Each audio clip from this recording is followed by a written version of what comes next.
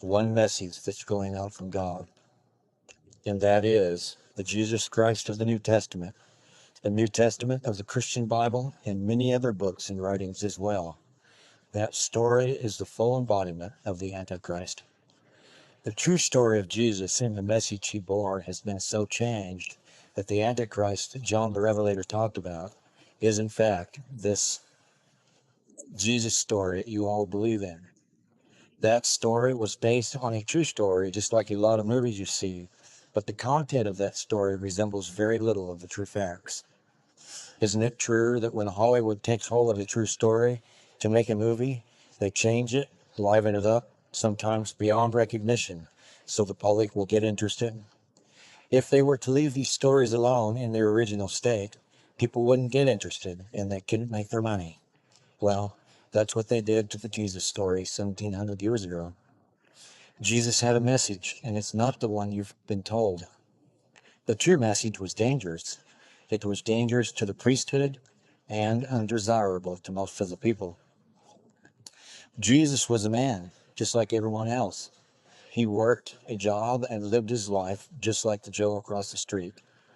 Nazareth was a wicked city because of its inhabitants, and Jesus was no exception.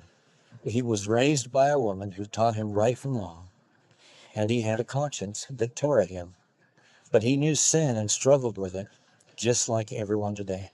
But one day, in his debased state of sin, he broke free. He hated who he was and what he had become, and he went to God with everything he had and demanded freedom. And God gave him that. Jesus wasn't worried about whether or not he was going to heaven or hell.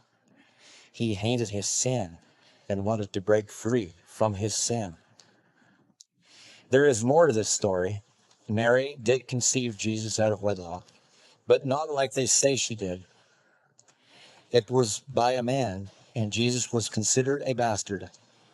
In his day, there was no hope for someone like him, and no doubt he knew it, and he felt utterly lost. God took this lost soul and made a king of him, but not one that anyone would recognize. And the message that Jesus had was that you and I could be a king as well, just like him. When he went to God, God planted a seed within him, the seed of Christ, and that seed grew and matured, and he had a message for all the other people out there who struggled with sin, just like he had. The message was for the sinners, not the righteous. He didn't perform great miracles to prove who he was.